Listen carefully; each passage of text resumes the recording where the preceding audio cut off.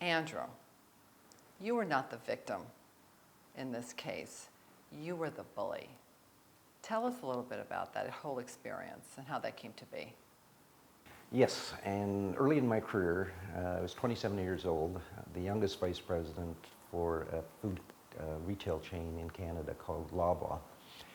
And it was a pretty tough environment where the behavior was pretty brutal, and I felt that I had to behave in a similar manner to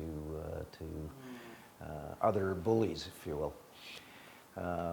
One day, the godfather of the company, That sounds Italian. It sounds Italian. It's not. He's actually Scottish, but he was really the senior statesman of the organization. The executive vice president comes into my office, sits down, takes out his pipe, starts stoking it, and I'm thinking, well, what's he doing here?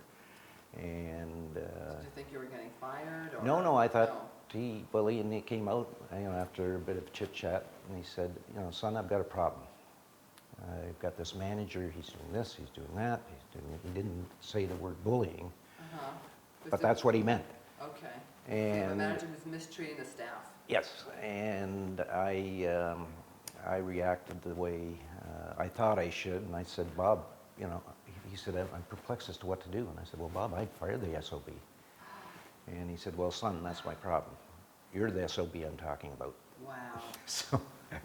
So pretty. That is a slap in the face. Well, it was a great reality check, and I was not acting inside my value zone, if you will.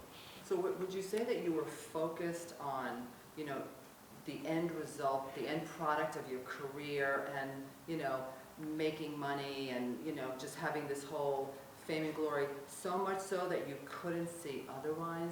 Well, I'm not sure it was that extreme, but I assumed that if one were to advance in the organization, that's the way you had to behave. And many people fall into that trap. And yes. Sure. So it was a wake-up call. Thankfully he didn't follow my advice, but it was a wake-up call for me, and I learned that fear is not a great motivator, and respect is a far more powerful one.